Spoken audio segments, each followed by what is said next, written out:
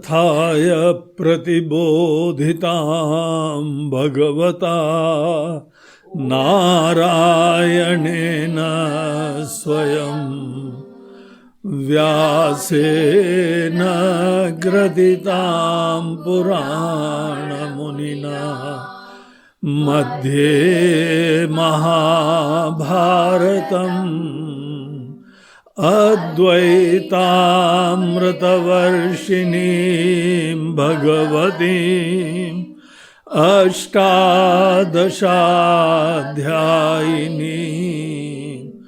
अम्ब त्वामनुसन्दधामि भगवद्गीते भवद्वेषिणीम् नमोऽस्तु ते व्यासविशालबुद्धे पुल्लारविन्दायतपत्रनेत्र येन त्वया भारततैलपूर्णा प्रज्वालितो ज्ञानमया प्रदीप प्रपन्नपारिजाताय स्तोत्रवैत्रैकपाणये ज्ञानमुद्राय कृष्णाय गीतामृतदुहे नमः। वसुदेवसुतं देवं कंसचाणूरमर्दनम्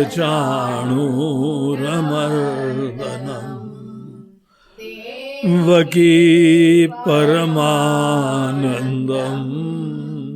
कृष्णं वन्दे जगद्गुरुम्। हरि ओम हरि ओम।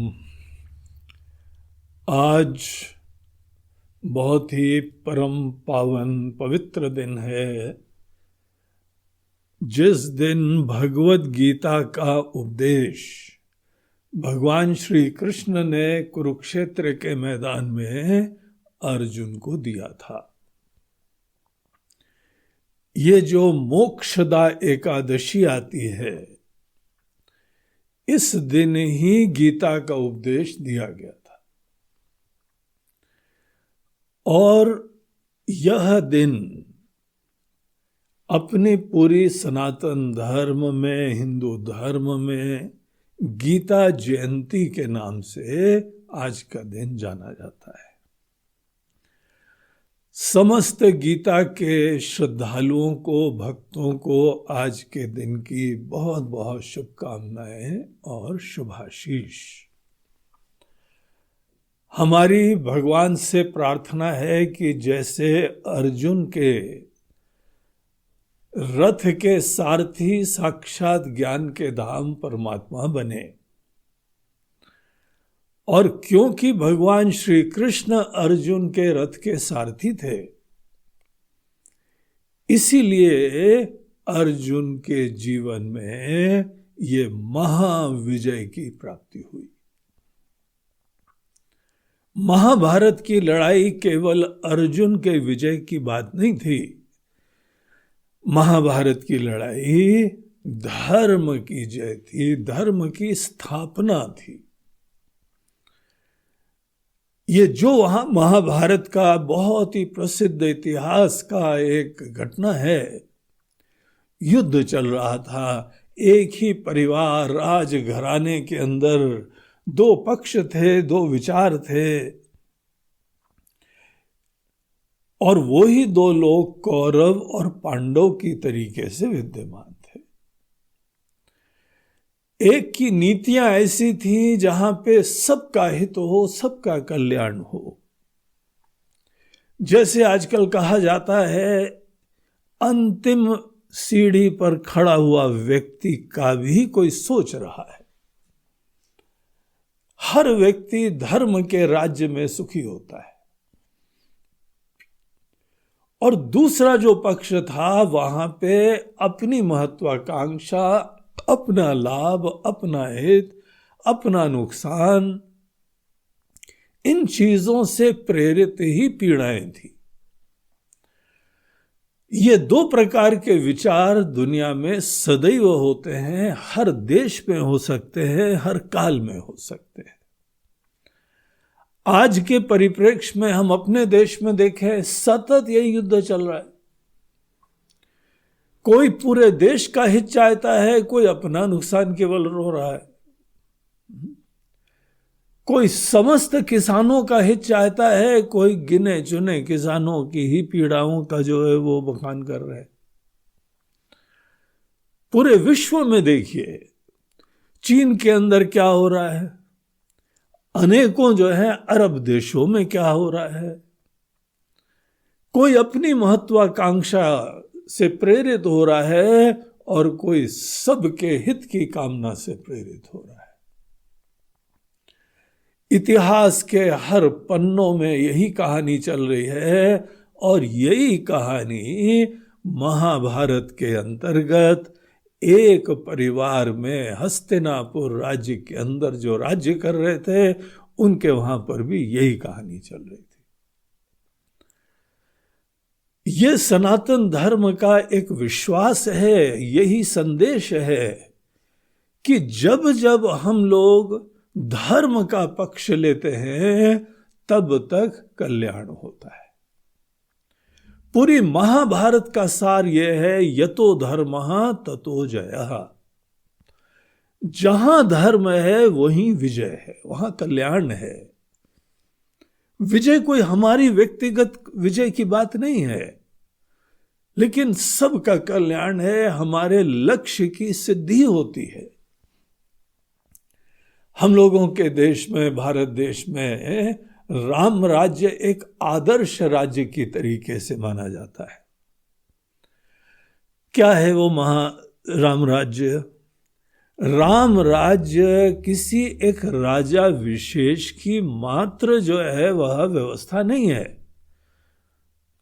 राम राज्य धर्म के आधार से संचालित और शासित राज्य की ही एक व्यवस्था थी। एक ऐसा राज्य है वहां पे धर्म संचालित कर रहा है। हमने हाल में भी एक कहानी पढ़ी, आपको हम वो सुनाएं, बहुत ही महत्वपूर्ण चीज है इस प्रसंग में। एक विदेशी व्यक्ति भारत आया। भारत जो है वो बहुत एक समय के प्राचीन काल में, और बहुत ज्यादा प्राचीन काल नहीं, 1000-1500 साल पूर्व की ये बात है, इतना समृद्ध था, इतना व्यवस्थित था कि जैसे आज कहीं पे लोग जाना चाहते हैं वेस्टर्न कंट्रीज में, अमेरिका में, वहां अपना भविष्य देखते हैं, वहां की समृद्धि, वहां की व्यवस्था, वहां के अनेकों प्रकार के सामाजिक मूल्य, स्वच्छता, प्रकृति का आदर, बड़ों का, बच्चों का, महिलाओं का सम्मान, पशु पक्षियों का सम्मान, ये सब चीजें हम लोग देश विदेश में जाएं तो देखते हैं, बहुत अच्छा लगता है। हम यद्यपि अपने भूतकाल से बहुत ही प्रभावित हैं, प्रेरित हैं, लेकिन वहां पर विदेश में हम जब भी गए, देखा एक जानवर अगर कहीं पे फंसा पड़ा है तो लोग रुक के उसकी मदद करते, निकालते। हां, दुष्ट लोग भी हैं वहां पर भी, लेकिन समाज के अंदर प्रचलित चीज है। आप एक फोन कर दीजिए, पुलिस वाले आएंगे उसको निकालने के लिए। एक पक्षी तार के ऊपर लटक गया, बेचारा कहीं फंस गया, fire brigade immediately I, phone करा और सब ऊपर चढ़ चढ़ा के, उससे नहीं हुआ तो हेलीकॉप्टर मंगवाया गया एक पक्षी को उतारने के लिए। उस सामाजिक संवेदना तो देखिए। लगता है कि हमारे सब लोगों के प्राणों की इज्जत है। दूसरे शब्दों में कहें कि समस्त लोगों के हृदय में हमारे राम जी बस रहे हैं, हमारे ईश्वर बस रहे हैं। कहीं पर भी कोई वृद्ध लोग आ जाते हैं बसों में, ट्रेनों में, तो दूसरे लोग उठ जाते हैं। महिलाएं आ जाती हैं तो सम्मान करते हैं। सामाजिक दृष्टिकोण से, आर्थिक दृष्टिकोण से, हाँ आज भी उनके कमियां भी हैं। हम लोग आज जो है वो पाश्चात्य देशों को हर दृष्टिकोण से आदर्श नहीं देखते हैं, बहुत सारी कमियां हैं। लेकिन इतना तो निश्चित रूप से है कि आज हमारे वहाँ का कोई नव युवक अगर अपने जीवन को बहुत ही बढ़िया व्यवस्थित करना चाहता है तो उसके मन में सपना जरूर आता है, इतनी ही मेहनत यहाँ करो और इतनी मेहनत वहाँ करो तो हमारे जीवन के अंदर 100 गुने का फर्क पड़ जाता है।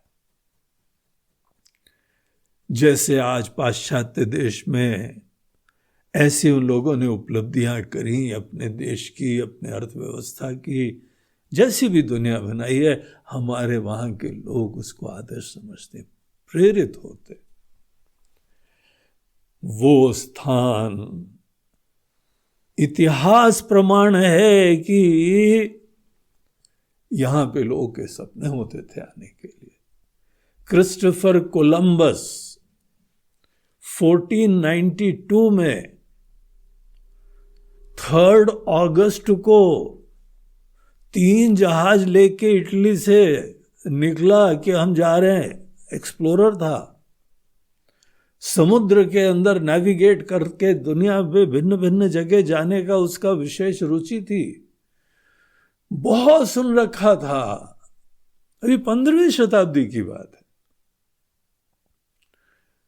आना था ईस्ट और पहुंच गया वेस्ट, इतना बढ़िया नेविगेटर था। हा? और जहां पहुंचा दिमाग में ऐसा भूत सवार था, इंडिया इंडिया इंडिया। जहां पहुंचा बोला इंडिया आ गए, और वहां के लोगों को इंडियंस बोलने लगे। वो पता लगा कि वो गया था अमेरिका के दिशा में। आज भी वहां के जो है पुराने लोगों को इंडियंस कहा जाता है, वेस्ट इंडियंस। ये तो वहां तो जो उनकी भूल हुई उसकी बात अलग है, लेकिन ये तो विचार करिए कि क्या महत्व था भारत देश का, इंडिया का, क्या महिमा थी, क्या ख्याति थी। कितने जो है वह पर्शियन लोग आए, कितने अरब लोग आए, कितने जो है वह सिकंदर आदि सब आए। सब लोगों के मन के अंदर बस यही था कि भारत देश जाना है, भारत देश जाना है। क्या बात है, धन्य है ऐसे उस समय के भारत के राजाओं को और समाज के संचालकों को प्रणाम है। और जो जो यहां आया केवल लूट के ले गया है। अंग्रेज आए, केवल 200 साल तक लूटते गए। उस समय पहले हमको जो है यूके जाने का मौका मिला, इतनी बढ़िया बढ़िया रोडें वोडें, तो वहां के लोग बोल रहे थे स्वामी जी सब इंडिया का पैसा है। अब सब तो नहीं, लेकिन बहुत कुछ जरूर यहां से गया। ये उनका ट्रेजर था, सबसे बड़ा उनके साम्राज्य में कोहिनूर था भारत देश।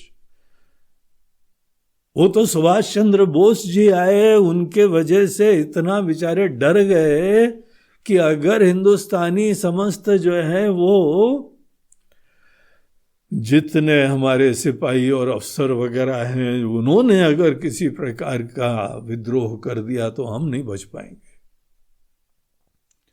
मूल रूप से वो कारण था हम लोगों की स्वतंत्रता प्राप्ति का। उनको छोड़ के जाना पड़ा और वो चले गए। उसके बाद यहां के नेताओं ने लूटना चालू करा। ये कैसी गाय है हमारी भारत माता, सभी लोग इसको दूहते रहते हैं। इतनी समृद्ध, जैसे कहते हैं सुजलाम, बहुत बढ़िया जल, समृद्धि, खेत, बाग, लोग, विचार। तो एक सज्जन की कहानी हम पढ़ रहे थे कि वो यहां पे आए और उन्होंने देखा कि बड़ी अर्थव्यवस्था तो हमने सुना ही हुआ था, लेकिन लोग बड़े अच्छे थे ये। और उनको जो है विचित्र लगा कि वहां हमारे देश के अंदर कोई चीज जो है छोड़ दो तो लूट जाए, चोरी हो जाए, हिंसा हो जाए, ये सब चीजों की संभावना। यहां पे उन्होंने ये कोई विकृतियां नहीं देखी।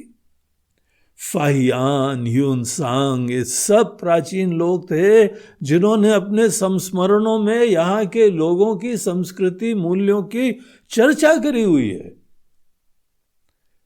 ये भारत देश एक समय ऐसा था, इतनी बढ़िया व्यवस्था। तो वो जो यात्री आया हुआ था उसने पूछा कि इतना बढ़िया व्यवस्था, इतने अच्छे मूल्य, इतने अच्छे लोग, अतिथि देवो भव, सब बड़े आदर सत्कार करते हैं, आइए बैठिए, चाय पीजिए, पानी पीजिए। नहीं, चाय नहीं थी उस समय, चाय तो बाद में अंग्रेज लाए और आए ऐसे छोड़ के गए कि आज तक सब जगह कहीं जाए तो चाय चाय चाय चाय। हम लोग नर्मदा जी में एक बार या स्नान करने गए, वहां पे एक महाराज जी का आश्रम था। उन्होंने माइक में अनाउंस करके बुलाया, वो स्वामी जी वगैरह जो स्नान करने के लिए आए हैं वो कृपया यहाँ पधारे। बोला, अरे ये कौन आकाशवाणी कर रहा है भाई? हम लोग गए, बोलते महाराज जी पधारिए, कल युग का अमृत पान करिए। बोला, वाह वाह, क्या बात है महाराज जी, अमृत अमृत तो नहीं है, आपकी वाणी में अमृत जरूर है। क्या प्रेम है, क्या सत्कार है, क्या संस्कृति है। कहीं पर आप जाओ तो आपका ऐसा आदर सत्कार हो तो लोगों को विचार होता है कितना अच्छा इंसान है। तो वही जो यहाँ फॉरेन ट्रैवलर आया था उसको ऐसी अनुभूति हुई। उसने लोगों से पूछा, बोलते हैं, अरे हमारे वहाँ का राजा इतना बढ़िया राजा है, हम लोगों को कोई चिंता नहीं होती है, कोई चोरी चमारी की जरूरत ही नहीं पड़ती है, और अगर कोई ऐसा एलिमेंट आ जाए तो उसको उचित प्रकार का जो है वो ज्ञान दे दिया जाता है, दिशा दी जाती है, नहीं समझ में आए तो दंड भी दे दी जाता है। फाइनली उस चीज की कोई जरूरत नहीं पड़ती है, प्रेरणा ही नहीं होती है। इतना बढ़िया राज्य हमारे राजा चलाते। तो उसने बोला, ठीक है, हमको आपके राजा से मिलने की इच्छा हो रही, क्या मिल सकते हैं? बोला, अरे हमारे वहां राजा से कोई भी मिल सकता है, कोई इतना ज्यादा मुसीबत के प्रोटोकॉल होते ही नहीं है। आप सवेरे जो है ना वो राज्यसभा लगती है, कोई भी जा सकता है, अपनी पीड़ा बता सकता है, समस्या बता सकता है, तुरंत समाधान भी हो जाता है। तो दूसरे दिन वो बड़ी जिज्ञासा से, उत्सुकता से गया और राजा साहब के महल में पहुंचा। तो राजा साहब से उन्होंने बताया, महाराज जी हम बहुत आपके व्यवस्था, समाज, देश और समृद्धि देख के, नीतियां देख के बहुत प्रभावित हुए हैं। अब क्या करते हैं, हमको उसका कोई सूत्र दे दीजिए, कोई रहस्य बता दीजिए। तो राजा साहब बड़े रिलैक्स थे, इतना बढ़िया राज्य का संचालन हो रहा है, राजा के टेंशन ही नहीं था। यहां पर तो एक जिम्मेदारी हो जाए, घर बार हो जाए, काम धंधा हो जाए तो टेंशन चालू। तो राजा की कोई चिंता नहीं, कोई तनाव नहीं था। और वो ऊपर से बोलते हैं कि हमको बड़ी प्रसन्नता है आप यहां पधारे और आपको अच्छा लगा, लेकिन सच्चाई ये है कि हम कुछ नहीं करते हैं। अरे आप कुछ नहीं करते हैं? बोलते हैं, हाँ वो तो हमारे गुरु जी हैं, ज्ञान के धाम हैं, बहुत ही बुद्धिमान है, प्रेमी हैं, आनंदित वाले। वो हमको पॉलिसीज बताते हैं, दिशा देते हैं, समझा देते हैं और फिर उसके द्वारा हम संचालित करते रहते हैं। तो हमको असली बोझा क्या करना है वो तो होता ही नहीं है, हमारा काम केवल क्रियान्वयन का होता है। बोला, आपका कोई नीति? आप बोलते नहीं, हम लोग तो निमित्त हैं उनके। हमारे शास्त्र भी बोलते हैं कि भगवान के निमित्त बनो, राम जी के दूत बनो। तो बोला अच्छा, ये बढ़िया राजा है, पूरे बॉस हैं और इतने रिलैक्स, कोई कर्तापने का अभिमान ही नहीं है, बल्कि विनम्रता से बोल रहे हैं हम निमित्त हैं। तो उनके गुरु जी वो टेंशन में रहते होंगे, उनको पूरी दुनिया का संचालन करना है तो वो ही सब करते होंगे। तो महाराज जी हम उनके दर्शन कर सकते हैं, हमको पता है वो बहुत बिजी होंगे, इतने बड़े राज्य का और ऐसे राजा का संचालन करना है उनको। किसी व्यक्ति को अपने हिसाब से चलाना कितना टेंशन होता है, हर पति हर पत्नी जानती होगी। अपने हिसाब से चला सकते हो किसी को, और राजा को चलाना, इतने बड़े पद के ऊपर बैठे व्यक्ति को चलाना। अब हम उनके जो है ना गुरु जी की परिकल्पना करते हैं, कैसे होंगे। बोला कि कोई भी जा सकता है, कभी भी जा सकता है। वो थोड़े प्रकृति प्रेमी हैं तो शहर वहर में नहीं रहते हैं, शहर के बाहर वो जो आपको उधर पहाड़ दिख रहा है ना, उसके पास एक झील है, और झील के पास वो पूरा जो है गार्डन है, वहाँ पे उनकी कुटिया होगी, उनके शिष्य विष्य होंगे। वहाँ किसी से पूछ लेना कि महाराज जी से मिलना है, गुरु जी से मिलना है, तो आपको ले जाएगा उनके पास। तो बड़ा एक्साइटेड हुआ, बोला कि अच्छा जंगल में राजा के बॉस, असली बॉस के बॉस वहाँ रहते हैं। तो वो गया वहाँ पे, और दूसरे दिन वहाँ घूमते फिरते रास्ता उसने ढूंढ ढाड़ के पहुँचा, और जब वहाँ पे एक व्यक्ति घूम रहे थे तो उनसे पूछा, महाराज जी हमको राजा साहब से मिलना है, कितने बजे मिलेंगे, कहाँ मिलेंगे, और हमको क्या करना है, कुछ लेना देना है, क्या करना है, अपॉइंटमेंट चाहिए हमको। तो पता लगा वही गुरु जी थे। बोला हाँ बेटा बताओ, हम ही गुरु जी हैं, क्या चाहिए तुमको, चलो बैठ के बात करते हैं। तो पेड़ के नीचे उनको ले गए, और वहाँ पे उनको भी बढ़िया आसन डाला, और वो भी बैठे। वो बोला हाँ कैसे आना हुआ, कहाँ से आना हुआ, तुम कोई विदेशी दिखते हो।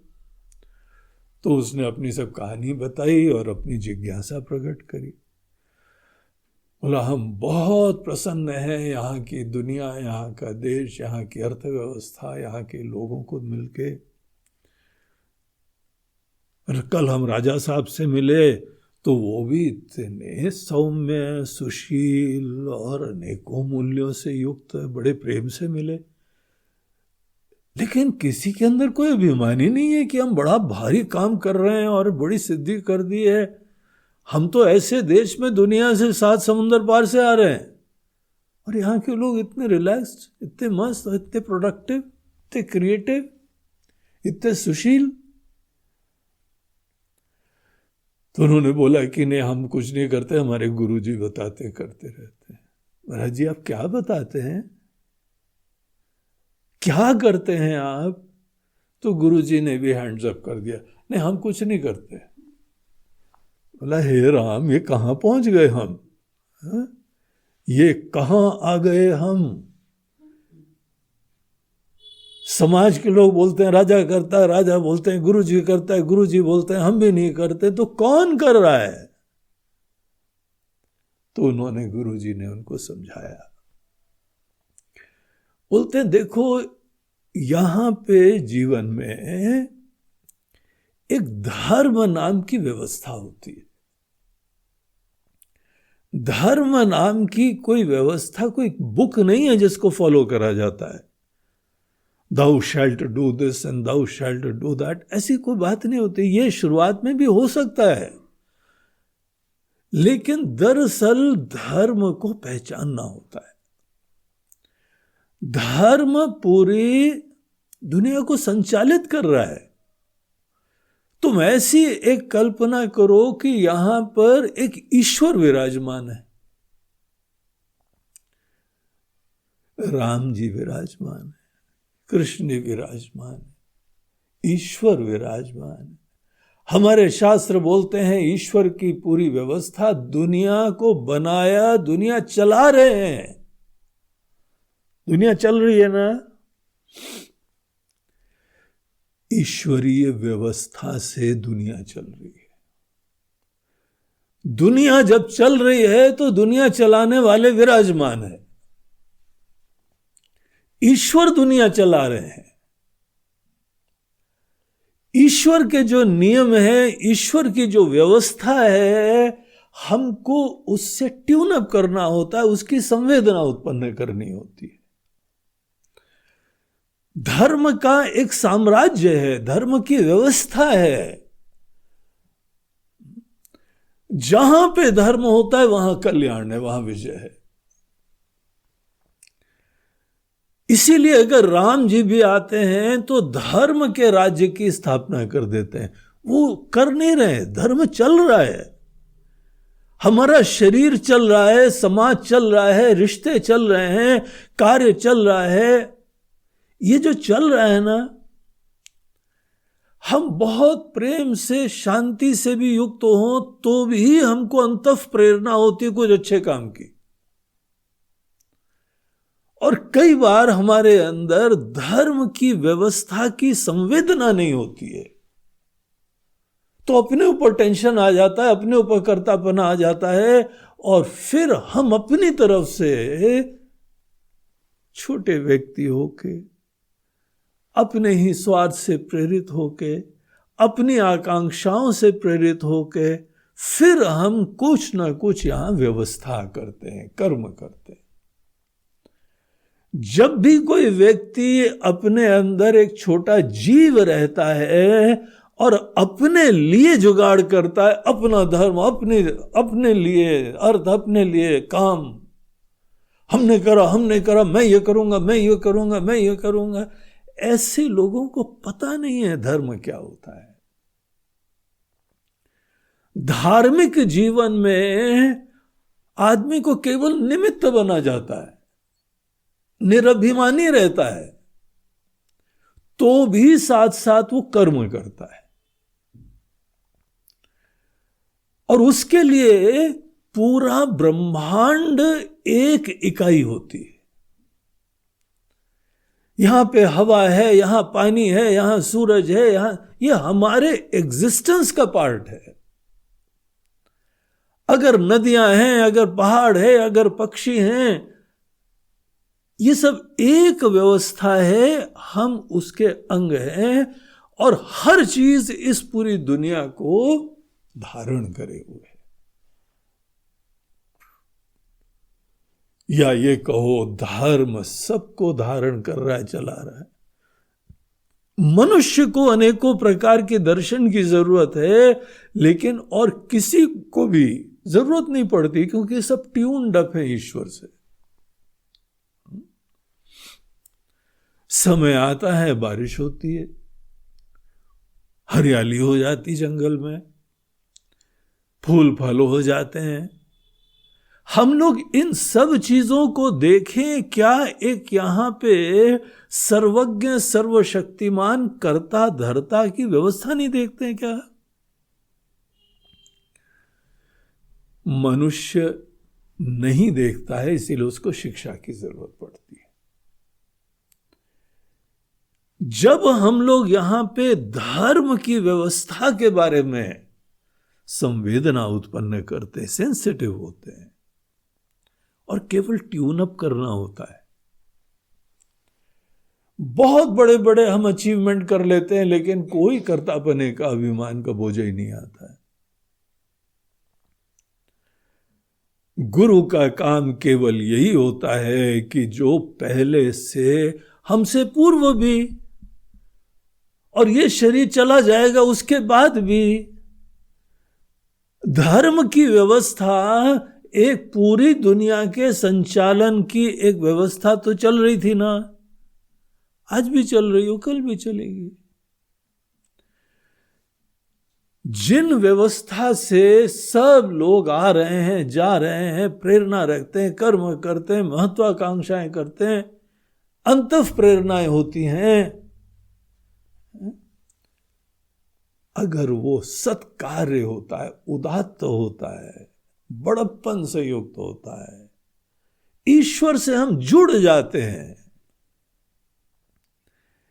एक सज्जन जैसे हम लोगों को महाराज जी बता रहे थे कि देखो एक ऑर्केस्ट्रा देखो, ऑर्केस्ट्रा में भिन्न भिन्न इंस्ट्रूमेंट्स हैं, लेकिन सब इंस्ट्रूमेंट एक सुर के साथ ट्यून्ड अप है। जब सब लोग एक सुर के साथ ट्यून्ड अप हो जाते हैं तो वहां पे बड़ा सुंदर संगीत निकलता है।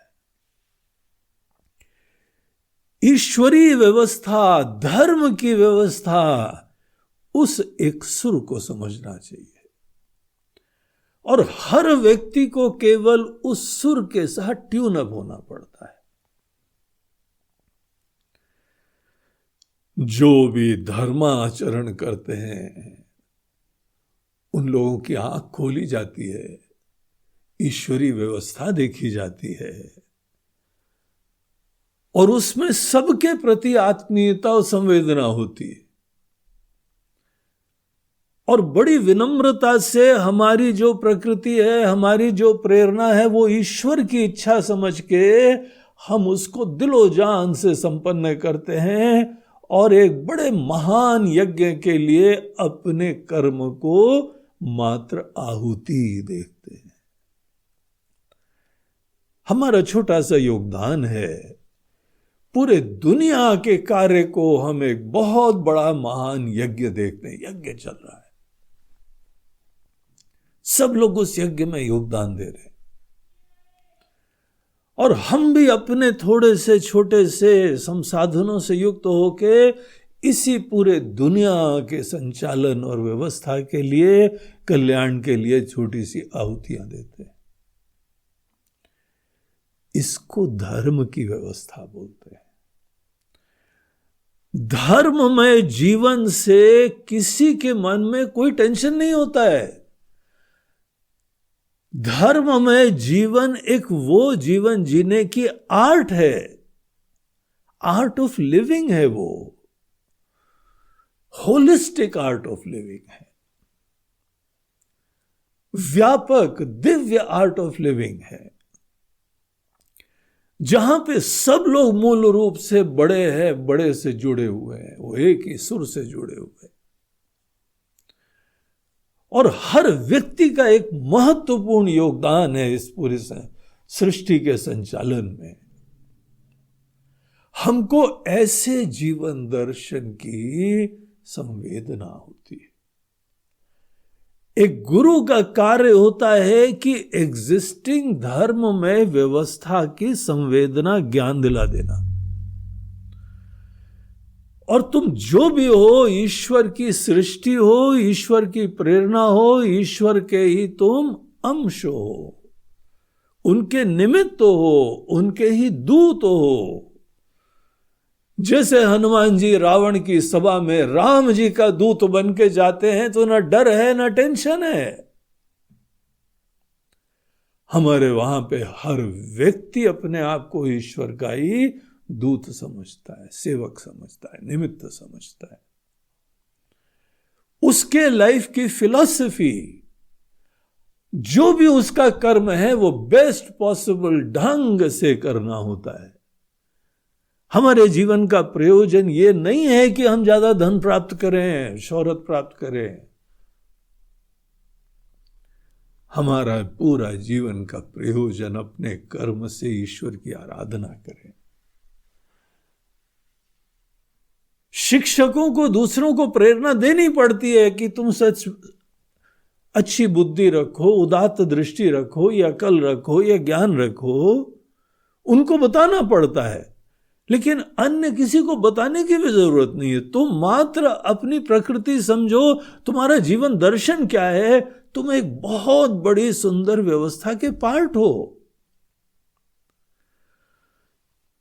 तो धर्म में जीवन वाला व्यक्ति इतना उदात्त होता है, उदार होता है, कृतार्थ होता है, धन्य होता है और हर कर्म, हर विचार, हर अभिव्यक्ति उसी एक महान दिव्य सत्ता की आराधना चला करती है। तो ये आर्ट ऑफ लिविंग यहां पे वेदों में प्रतिपादित है। तो गुरुजी बोलते हैं हमारा काम तो बस इतना ही है कि हम अपने शिष्यों को धर्म का ज्ञान देते हैं, करने वाला तो धर्म है। हम पुण्य का आश्रय लेंगे, धर्म का आश्रय लेंगे तो काम सहज रूप से हो जाते हैं, हमको थोड़ी करना पड़ता है। हमको केवल धर्म का ज्ञान रख के उसके अनुरूप जीना होता है। और अगर हमको धर्म का निश्चय हो जाएगा तो हमारी भावनाएं उसके अनुरूप होंगी। हमारे निश्चय आज भी हमारा जीवन चला रहे हैं, हमारे निश्चयों के अनुरूप ही हमारी कामनाएं होती हैं, कामनाओं के अनुरूप हमारे कर्म होते हैं, कर्म के द्वारा ही हम अपनी दुनिया का संचालन करते हैं। अगर हमारे निश्चय धर्ममय होते हैं, उदात्त होते हैं, जीवन दर्शन हमारा यथार्थ के ऊपर आश्रित होता है, तो वहां पे समाज अपने आप अच्छा हो जाता है। लोगों की बड़ी स्ट्रेस फ्री, कोई टेंशन नहीं, कोई स्वार्थ नहीं, कोई इनसिक्योरिटी नहीं। हर जगह जब आदमी अपने लिए जीता है तो उसके अंदर इनसिक्योरिटी होती, डर होता है, हमको ये मिलेगा कि नहीं मिलेगा, हमको ये चाहिए, पता नहीं होता है कि नहीं होता है। ये जीवन है सब लोगों का। तो इस तरीके से धर्म की व्यवस्था का ज्ञान प्राप्त करा जाता है। और क्योंकि धर्म हमारे आने से पहले व्यवस्था है, आज भी व्यवस्था है और कल भी रहेगी, इसीलिए हम थोड़ी कर रहे हैं, इसीलिए गुरुजी भी नहीं करते हैं। हाँ, ये जो है हमारे राजाओं की, हमारे प्रजा की विशिष्टता है कि श्रेय अपने को जिसने भी ज्ञान दिया है उसको देते हैं। जिससे हमको योगदान मिला है उसको श्रेय देते हैं। राजा ईश्वर का निमित्त है, इसीलिए राजा को हम लोग आदर भी देंगे, सत्कार भी करेंगे, लेकिन राजा का कर्तव्य धर्माचरण करना है। जो राजा धर्माचरण करता है वो अच्छी तरह कर्म भी करेगा और रात को अच्छी तरह सो भी सकेगा। जो धर्माचरण नहीं करेगा वो उसका सतत उठते बैठते टेंशन होएगा। तो इसीलिए हमारे राजा हमको श्रेय देते हैं, प्रजा राजा को श्रेय देती है और हम ईश्वर का गुणगान गाते हैं। हम सब लोग ईश्वर के ही निमित्त हैं। हमारा जीवन, हमारी प्रेरणा केवल धर्म के साम्राज्य की स्थापना करनी। धर्म चल रहा है, हमको ट्यून अप करना है केवल। तो यहां पर एक इतिहास के अंदर एक परिवार था जो कि धर्म से प्रेरित था। उनके गुरुजी वो सदैव उनको जो है वह वेद व्यास जी की कृपा से वही ज्ञान देते थे। बहुत बड़े ज्ञानी थे। समस्त जो है वह अपने परिवार के लोगों को और प्रजा के अन्य लोगों को अपने गुरुकुल में पढ़ाते थे, ये दृष्टि देते थे, ज्ञान देते थे। कौरवों को भी, पांडवों को भी और अन्य मंत्री के लोगों को और संतरी के लोगों को जो जो ज्ञान, सब लोग ज्ञान टोटली फ्री। ज्ञान के लिए नहीं कॉस्ट होती है। हाँ, ज्ञान की उपलब्धता सबको है, लेकिन ज्ञान की प्राप्ति के बाद हर व्यक्ति को कृतज्ञता की अभिव्यक्ति करनी चाहिए। उसको हम लोग कहते थे दक्षिणा। दक्षिणा ज्ञान के पूर्व नहीं होती है, ज्ञान के बाद, ज्ञान के वजह से प्राप्त धन्यता की अभिव्यक्ति हुआ करती है। और वो भी जो गुरु की आज्ञा हो। ये कोई फीस नहीं है। हमने तो जो है वो दक्षिणा दे दी। बोला कहां, कब दी भैया? हमने तो तुमसे मांगी नहीं और तुमने हमको दी भी नहीं। अरे नहीं महाराज जी, वो हमने डोनेशन भेजा था। अरे यार, तुम इतने बुद्धू आदमी हो। इतने अज्ञानी हो, इतनी जड़ों से दूर हो, तुमको यह भी नहीं पता है कि दक्षिणा क्या होती है। अज्ञान की पराकाष्ठा है। ज्ञान का लाभ हो, हम धन्य हो, कृतार्थ हो, उस धन्यता से प्रेरित प्रणाम हो। महाराज जी, इस ज्ञान से हमारा जीवन बदल गया है, हम लाभान्वित हों अगर हो तो हम उनसे आज्ञा मांगते हैं कि महाराज जी हमको बताइए क्या सेवा कर सकते हैं, हम कर क्या सकते हैं आपके लिए, कुछ नहीं कर सकते, तो भी आप हमको आज्ञा दीजिए। ये संस्कृति थी, एजुकेशन की व्यवस्था थी। यही पूरे शिक्षा की व्यवस्था के संचालन में भी समाज ही है, और उसके उपरांत सबको ज्ञान मिल रहा है। आज भी सब लोगों के पास ये ज्ञान पहुंच रहा है, दिव्य ज्ञान है। इस ज्ञान के लिए किसी को कोई फीस नहीं देनी पड़ रही, खुला दरबार है।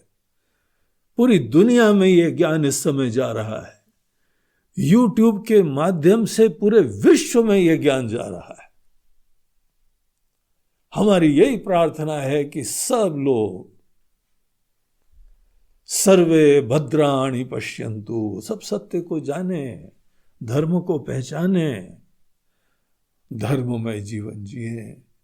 अगर किसी को इस प्रक्रिया में बात समझ में आती है तो वो धन्य हो जाता है, तो वो व्यक्ति को इस देश की ये विशिष्टता पता लगी। अब ये हमको उसके बाद नहीं पता है कि वो व्यक्ति वहीं गुरुजी के वहां पे स्टूडेंट बन गया कि अपने देश वापस गया। वैसे तो बहुत लोग यहां आके बस यहीं रंग में रंग जाते हैं। तो ये यहां पर एक परिवार के अंदर धर्म और अधर्म के विचारों, और देखिए वैचारिक मतभेद से, मति भेद से मन भेद नहीं होता है, क्योंकि हमको मति थोपनी नहीं है। तुम हमारी बात किसी भी तरीके से मान लो, ये हमारी इच्छा ही नहीं है, प्रेरणा ही नहीं है, क्योंकि उससे कुछ नहीं होने वाला है। यही बात तुम कह लो हमने सुना, ये भी सुना, ये भी सुना है, सुनने से कुछ तुमको फर्क नहीं पड़ता है। तुम समझो कि नहीं समझो, उसको जीने लगे हो कि नहीं जीने लगे हो। इसीलिए अगर मति भेद होता है तो इस देश के अंदर कोई मनभेद नहीं होता है, उन लोगों के साथ चर्चा होती, शास्त्रार्थ होता है। तुम बताओ अपना विचार, हम अपना विचार बताते हैं। हर विचार के पीछे कोई आधार होता है, उसको देखा जाए। जितने यहाँ के जीवन दर्शन रहे हैं, भले बौद्ध धर्म रहा, जैनियों का रहा, कर्मकांडियों का रहा, भौतिकवादियों का रहा, भोगियों का रहा, सब लोगों को वैचारिक स्वतंत्रता है। हमको किसी के प्रति कोई मन में विद्वेष नहीं है। अरे वो अपना कुछ नहीं कर पा रहे, वो दुनिया का क्या करेंगे। इसीलिए उन लोगों से ना कोई चिंता है। बस अगर कोई सीखना चाहता है तो वहां पे शास्त्रार्थ होते हैं, उन लोगों को ज्ञान दिया जा सकता है। तो ये धर्म और अधर्म की, इसी को कहा जाता है कहीं दैवी संपत्ति, आसुरी संपत्ति, सुमति या कुमति। ये दो प्रकार के विचार होते हैं, और सब लोगों के मन के अंदर ये कुमति सुमति, यही कौरव और पांडव हर व्यक्ति के मन के अंदर विराजमान होते हैं। यहीं से हम सब लोगों के जीवन का प्रारंभ होता है, और ये लड़ाई हमको खुद लड़नी होती है। कोई किसी से शॉर्टकट्स नहीं लिए जाते हैं। हाँ गुरुजी कुछ मंत्र दे दीजिए, क्या मंत्र दे दे, किसी भी तरह तुम्हारी वासना की पूर्ति हो जाए, किसी भी तरीके से तुम्हारे अहम की संतुष्टि हो जाए। ऐसे मंत्र देने वाले भी होते होंगे। लेकिन वो यहाँ पे जो भी आचार्य लोग हैं वो इन चीजों से प्रेरित नहीं होते हैं। मदद सबकी करेंगे, कोई अज्ञानी है उसको भी दिशा देंगे, लेकिन अंततः धर्म के साम्राज्य की स्थापना तुम्हारे हृदय में है। धर्म की स्थापना हो, तुम समझो धर्म क्या है, और तभी समझ सकते हो जब ये पहले जानो कि आज नहीं जानते हो। अगर ये धारणा उत्पन्न हो गई, बड़ा सुना हुआ है, सब जानते हैं, फिर तुम्हारे लिए द्वार बंद। तुमको ये गीता सुनने की भी कोई जरूरत नहीं है। जो कप भरा हुआ है उसमें और कुछ नहीं भरा जा सकता है।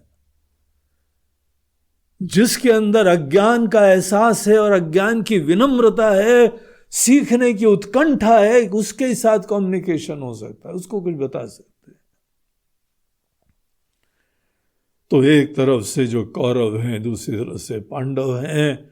और ये भी इंटरेस्टिंग चीज देखिए इस कथा की, सदैव कौरव ज्यादा होते हैं, सदैव पांडव कम होते हैं। 100 भाई हैं और ये 5 भाई हैं। रेशियो 5%। अच्छाई कम होती है और मन के अंदर नेगेटिव प्रेरणाएं वो बहुत होती है। हम फिसलते हैं, नशा पानी करेंगे, रिश्ते नातों में कॉम्प्रोमाइज करेंगे, भोगी वृत्ति रखेंगे, स्वार्थ की चिंता करेंगे। ये सब जितने हैं, ये सब हमारे अंदर कौरव लोगों की, आसुरी लोगों की प्रेरणाएं हैं। कई बार वो विजयी हो जाती हैं और बाद में जब भी अधर्म के पथ पे चलते हुए विजयी होती हैं, हम दुखी होंगे। और धर्म के पथ पे आपको अगर ये कुछ थोड़ा बहुत नहीं भी मिला ना, आप अंततः इतने सुखी होंगे, मन निर्मल हो जाएगा, ईश्वर से कनेक्ट हो जाओगे।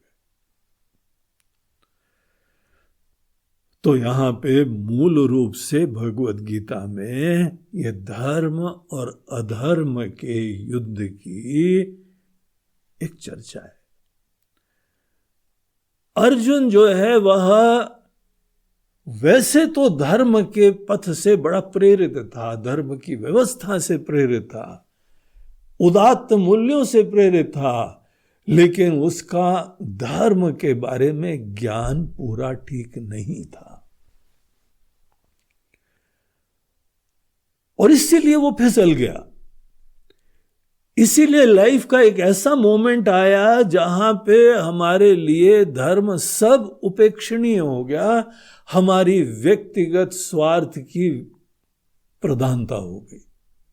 हमारे लोग नाम के लिए है कि सब पूरी दुनिया हमारी, हम सेवा भी करते हैं और ये भी करते हैं, समाज सेवा करते हैं, फलाने क्लब के मेंबर भी हैं, ढिमाके क्लब के मेंबर हैं और हम ऐसा कर रहे हैं। लेकिन जो दर्द अपनों के लिए होता है वो दूसरों के लिए नहीं होता है। जो प्रेरणाएं अपनों के लिए होती हैं, जो आत्मीयता अपनों के लिए होती है, वो दूसरों के लिए नहीं होती है। दूसरों के लिए जाके हम थोड़ी बहुत सेवा करके एहसान ही करके आ जाते हैं। तो जब जब अगर आदमी वैसे अच्छे मूल्यों से प्रेरित हो रहा है, लेकिन कई बार फिसल गए, फिर से स्वार्थ के अंदर अटक गए, फिर से छोटेपने में आ गए, फिर से मैं मेरा तू तेरा में आ गए, फिर से अकेले हो गए, फिर से घुटन होने लगी, कोई ईश्वरीय व्यवस्था, ईश्वर का अस्तित्व ही नहीं देखा। ऐसे लोग फिर से शोक को प्राप्त होते हैं। अर्जुन महाभारत की इस लड़ाई के पूर्व कुरुक्षेत्र में बहुत अच्छी तरह से धर्म से प्रेरित होकर गया, लेकिन पहले दिन एक घटना घटित हो गई। अर्जुन के मन में मोह उत्पन्न हो गया, फिर से छोटापना, फिर व्यक्ति होके जीने लगा, फिर अपने ऊपर सब बोझा रख के जीने लगा। कोई ईश्वरीय व्यवस्था, कोई ईश्वरीय सत्ता का नामो निशान नहीं। सब गायब हो गया, हम और हमारा। तो जहां पे ये अपने अंदर एक पैराडाइम शिफ्ट हो गया, पूरे धरातल का परिवर्तन हो गया, बड़प्पन से फिर छोटेपने में आ गए। उस समय ही जहां ये छोटेपने का मोह उत्पन्न हुआ, मोह का परिणाम सदैव शोक होता है, घुटन होती। और शोक जो है वो भी ब्लेसिंग होता है, क्योंकि शोक में शोध होता है, शोक में विचार होता है, इतना बढ़िया विचार होता है जो आप शांत क्षणों में नहीं कर सकते हैं। एकाग्रता से होता है, गहराई से चिंतन होता है, विनम्र हो जाते हैं। ये हवा खत्म हो जाती है कि हमको पता है। जब जब अंदर की इनसिक्योरिटीज और बेचैनियां बहुत बढ़ती हैं तो फिर एकदम कहीं पहुंच जाते हैं, गुरुजी बड़े अज्ञानी है, समझ में नहीं आ रहा है, बड़ी पीड़ा हो रही है, हमको कुछ बताइए। यही व्यक्ति जिस समय सब बड़ी समृद्धि हो रही थी तो जमीन पे पैर नहीं पड़ते थे। देखो शोक का आशीर्वाद, कैसे शोक ने आपको जो है यथार्थवादी बना दिया, रियलिटी पे ले आए, विनम्र कर दिया, जिज्ञासु बना दिया। हर व्यक्ति के लिए नहीं होता है। हर व्यक्ति के लिए जो शोक रूपी घुटन होती है, बेचैनी होती है, शोक मात्र दुख को नहीं बोलते हैं, दुख और शोक में बहुत डिफरेंस होता है। जीवन में सुख दुख हर व्यक्ति के लिए आएंगे, और उसमें हमको गीता बताएगी आगे कि हमको बैलेंस रखना चाहिए, सम रखना चाहिए। ज्ञानी भी होंगे, भगवान भी होंगे, तो प्रतिकूल परिस्थितियां, अनफेवरेबल सिचुएशन में जो पीड़ा होती है उसको दुख बोलते हैं। लेकिन आपको बहुत मुसीबत आ रही है बाहर से, शोक होने की कोई आवश्यकता नहीं होती। शोक दुख के अंदर पड़े हुए अपने अंदर बेबसी से उत्पन्न पीड़ा होती है। क्या करें, समझ में नहीं आ रहा है क्या करें। ऐसे मोड़ पे खड़े हुए हैं यहां पे हमको कुछ दिखाई नहीं पड़ रहा है, क्या करें। कोई बुद्धि से आंसर्स ही नहीं आते।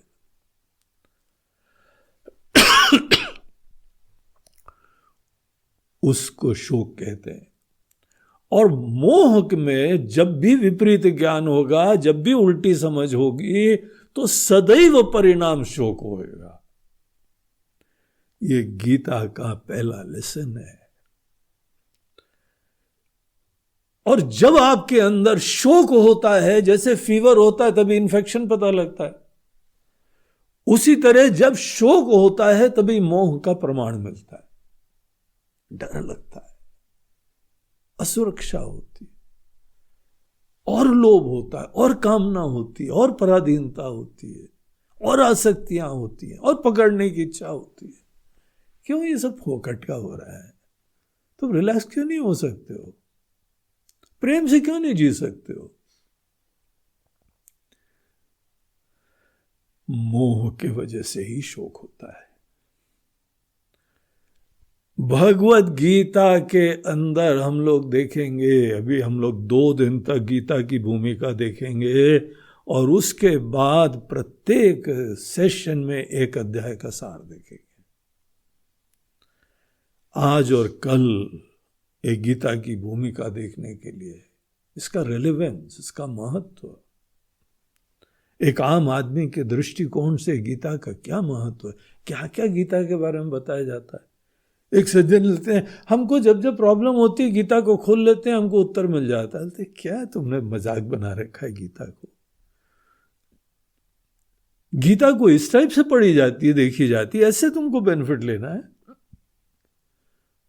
गीता एक जीवन दर्शन है, एक होलिस्टिक आर्ट ऑफ लिविंग है, एक फिलॉसफी का लाइफ में जो है क्रियान्वयन है। और तुम उसको एक ऐसा जो है वह किताब देख रहे हो, कहीं खोल के देख लें, प्रेरणा मिल जाएगी, प्रॉब्लम से उत्तर मिल जाएगा। और हमने ये बड़े बड़े लोगों का सुना है, हंसी आती है उन लोगों के ऊपर, कैसे वंचित रहे गीता के ज्ञान से। बोलो, श्रद्धा है लेकिन तो भी वंचित है। गीता हमको एक जीवन दर्शन सिखा रही है, हमको धर्ममय जीवन दिखा रही है। अर्जुन के अंदर शुरुआत में तो बड़ा शोक हुआ, भगवान ने उसको जो है थोड़ा हिलाया तो उसने असली बात बताई। बोलते हैं हाँ भगवान, सही बात यह है, धर्म सम्मूढ़ चेता। इस समय हमारे लिए धर्म क्या है, उचित क्या है, वो हमको पता नहीं लग रहा है। भगवान, पता नहीं कैसा ब्लैकआउट हो गया है हमारे अंदर। केवल हम और हमारे लोग ही दिख रहे हैं और इनके प्रति आसक्तियां, इनसे अटैचमेंट, यही हमको ड्राइव कर रहा है। और इस फर्स्ट चैप्टर में जहां पे ये शोक की कहानी बताई जाती है, शंकराचार्य जी ने इस चीज के ऊपर कोई प्रकाश नहीं डाला। बोलते हैं कि ये बड़ी बात नहीं है, एक ही लेसन इससे ले रहे हैं हम, जहां मोह होता है वहां शोक होता है। बाकी ये परिवार, ये महाभारत, बोलते हैं सबसे केंद्रीय बात है। पूरी महाभारत की कहानी से, जो कि हम लोग थोड़ा कल देखेंगे क्या कहानी एग्जैक्टली, वही परिचय होना चाहिए, लेकिन सार केवल इतना है कि जहां मोह होगा वहां शोक होगा। किसी भी दुनिया में, किसी जगह, कहीं बेचैनी है, कहीं स्ट्रेस है, कहीं केवल मोह है। कुछ मोह बोलते हैं उल्टा ज्ञान, गलत ज्ञान को। अगर कहीं पर भी किसी को शोक होता है और ये याद आ जाए कि ये शोक हमारे मोह के वजह से हो रहा है, तो ज्ञान की शोध में लग जाएगा। कोई ऐसे लोग होते हैं, शोक होता है, उनको लगता ही नहीं है कि हमारे अंदर कोई प्रॉब्लम है, तो शोक को दूर करने के लिए नशे पानी का आश्रय लेते हैं, खो जाएंगे, एस्केप मेजर्स। चलो घूम के आते हैं, चलो पिक्चर देखते हैं, चलो खाते पीते हैं, चलो झूमे गाएं, वो भूल जाओ किसी तरीके से। ऐसे लोग कभी समाधान थोड़ी प्राप्त करेंगे। शोक के समय गुरु के चरणों में शरणागत होके गहराई से, विनम्रता से, और गुरु के पास जाने का ये प्रयोजन नहीं है गुरु जी आते हैं, बड़ा रिलैक्सेशन लगता है। क्यों वंचित कर रहे हो अपने आप को? ये तुम्हारे लिए कोई रिसोर्ट है क्या कि थोड़ी देर के रिलैक्सेशन मिल रहा है? ये सीखने का स्थान है। अपने ईगो को सेटिस्फाई मत करो, ईगो की पूरी कहानी समझो। गीता हमको जो है धर्म का पूरा जीवन जीने की साइंस और आर्ट दोनों प्रदान करती है। जो व्यक्ति गीता पढ़ेगा वो अपने जीवन में राम राज्य की स्थापना करेगा, धर्म राज्य की स्थापना करेगा। राम जी को आप हिस्टोरिकल कोई राजा मत देखिए, आज एग्जिस्टिंग पूरी दुनिया के संचालक को राम जी कहते हैं। राम जी आज भी पूरी दुनिया का संचालन कर रहे हैं। आप राम जी की नीतियां समझिए, उनका दृष्टिकोण समझिए, उनकी शासन का तरीका समझिए, खुद जगो उसमें। जो भी इन चीजों के लिए प्रेरित है उसका गीता ज्ञान यज्ञ में स्वागत है। हम लोग पूरी विनम्रता से राम जी ही की कृपा से, जो कि कृष्ण रूप से विराजमान है, जो पार्थ सारथी की तरह विराजमान है, वही एक ही ईश्वर, वही एक ईश्वर राम है, वही एक ईश्वर कृष्ण है, वही एक ईश्वर शिव जी है, वही एक ईश्वर समस्त हमारे देवी देवता हैं। एक ही ईश्वर है, एकम सत विप्राहा बहुधा वदंती। वही ईश्वर विराजमान है, वो हमको दिखाएंगे, बताएंगे ईश्वरीय व्यवस्था क्या होती है और हर व्यक्ति को कैसे उससे ट्यून अप होना चाहिए। उसके लिए हमको कुछ अपने अंदर कुछ साधना, कुछ जानना, बहुत सारी चीजें करनी होती। वो ऑब्जेक्टिव है गीता का।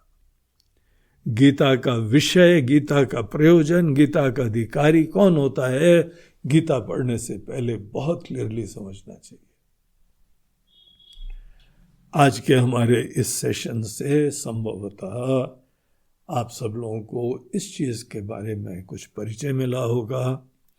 इसके साथ आज का ये हम यहाँ पर इंट्रोडक्शन का पहला सेशन यहाँ पे समाप्त करते हैं और कल पुनः महाभारत के परिप्रेक्ष्य से गीता की भूमिका देखेंगे।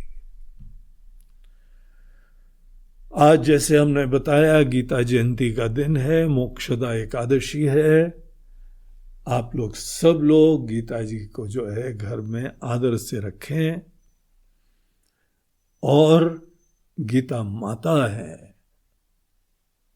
अम्ब त्वाम अनुसंदधामि भगवद गीते भवद्वेषिणी। हे माँ, हे माता जी, आपका ज्ञान हमारे जीवन के कल्याण के लिए। अगर आप गीता के प्रति श्रद्धा भक्ति रखेंगे तो आपको आशीर्वाद मिलेगा। अगर मात्र गीता को एक किताब समझेंगे तो आपको आशीर्वाद नहीं मिलेगा।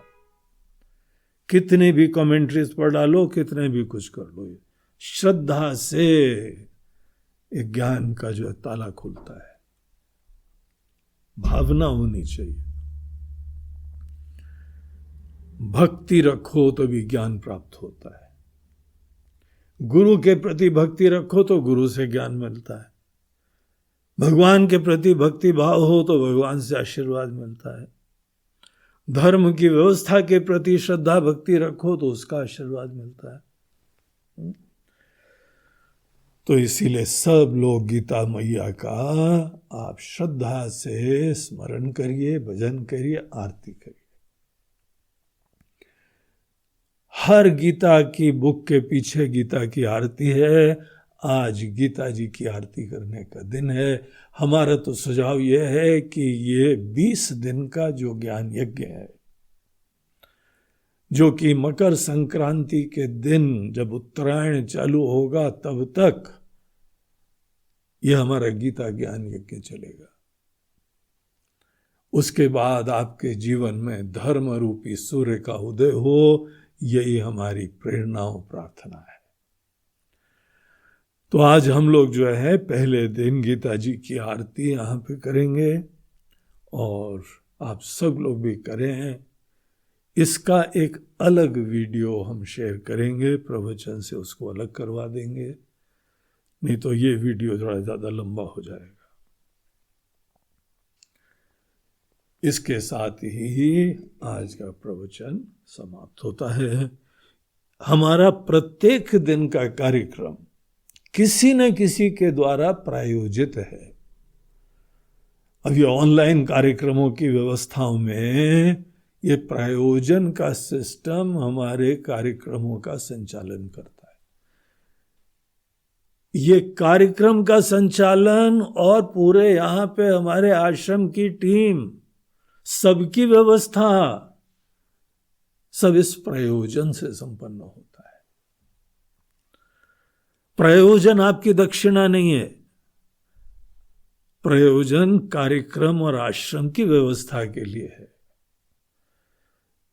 तो हमारे प्रत्येक दिन का प्रोग्राम किसी न किसी के द्वारा स्पॉन्सर्ड होता है। आज पहले दिन ईश्वर की कृपा से हमारे 3 स्पॉन्सर्स हैं। 3 लोगों ने आज के कार्यक्रम के लिए अपनी सेवाएं दी हैं, जिसमें सबसे पहले बड़ौदा के एक दंपत्ति हैं, भद्रेश भाई और नीता बहन भट्ट। तो इन्होंने जो है वह इस प्रार्थना से ये योगदान दिया है कि महाराज जी, हम तो केवल यही प्रार्थना करते हैं कि सर्वे भवन्तु सुखिनः। ये हमारी आहुति है इसी महान कार्य के लिए, इस महान यज्ञ के लिए। तो भद्रेश भाई और नीता बहन, आपको बहुत बहुत आशीर्वाद। इतनी सुंदर प्रेरणा से जो आपने दिया है वो देख के हमारा मन प्रसन्न हो गया। दूसरे स्पॉन्सर हमारे बंबई के जगदीश सिंह रायकवार और शीला रायकवार जी हैं, उनकी पत्नी। वो ईश्वर के बड़े भक्त हैं, ईश्वर के प्रति बड़ी आस्था रखते हैं, और कुछ बड़ी विषम परिस्थिति उनके जीवन में आई और उनकी प्रार्थनाएं ईश्वर ने सुनी, और इतनी जटिल समस्या थी, ईश्वर ने उनको ऐसे आसानी से रास्ता दिखाया। तो बड़ी कृतज्ञता से युक्त हैं, वो ईश्वर के प्रति निष्ठ हैं, और अपनी कृतज्ञता की अभिव्यक्ति करते हुए उन्होंने अपना योगदान दिया है। हमारी यही प्रार्थना है कि जगदीश और शीला, आप लोग ऐसे ही ईश्वर के भक्त बने रहें, पूर्ण विश्वास रखिए। जीवन के उतार चढ़ाव सबके आते हैं, राम जी के खुद आते हैं, लेकिन जो ईश्वर के प्रति आस्था से जुड़ा रहता है, धर्म के आस्था से जुड़ा रहता है, वो अंततः विजयी होता है, कल्याण होता है। और कल्याण मतलब ये नहीं हमारी मनोकामना पूर्ण हो जाना, अंततः ईश्वर की इच्छा सर्वोपरि रहना, यही हर आस्तिक व्यक्ति का मन के अंदर प्रेरणा होती है। आपकी यही श्रद्धा भक्ति बनी रहे, यही सबका कल्याण करती है, आपका भी कल्याण होगा। और तीसरे हमारे स्पॉन्सर हैं श्री सुरेश और श्रीमती वीणा रोरा जी। उनके बड़े पुत्र का आज जन्मदिन है। उनका बड़ा पुत्र राहुल रोरा, मुंबई में उनका बिजनेस है, होटल के फील्ड में, हॉस्पिटैलिटी फील्ड में। लड़का बहुत ही उत्साही और क्रिएटिव है, मेहनत करता है, और घर में पुत्र ईश्वर की सबसे बड़ी पहली कृपा होती है। एक हमारे परिवार का पूरा कुल अच्छा चलने का निमित्त होता है, उसके कल्याण के लिए, कि वो भी और भी सुखी हो, समृद्ध हो, बुद्धिमान हो, कल्याण को प्राप्त हो। यही प्रार्थना हर माता पिता की होती है। आप दोनों अपने पुत्र के कल्याण के लिए प्रार्थना कर रहे हैं। आपको हमारी तरफ से बहुत आशीर्वाद। तो ये तीन हमारे पहले दिन के स्पॉन्सर्स हैं। आप तीनों को पुनः आज की कार्यक्रम का शुभकामनाएं और आशीर्वाद। ओम नमः पार्वती पतये हर हर महादेव।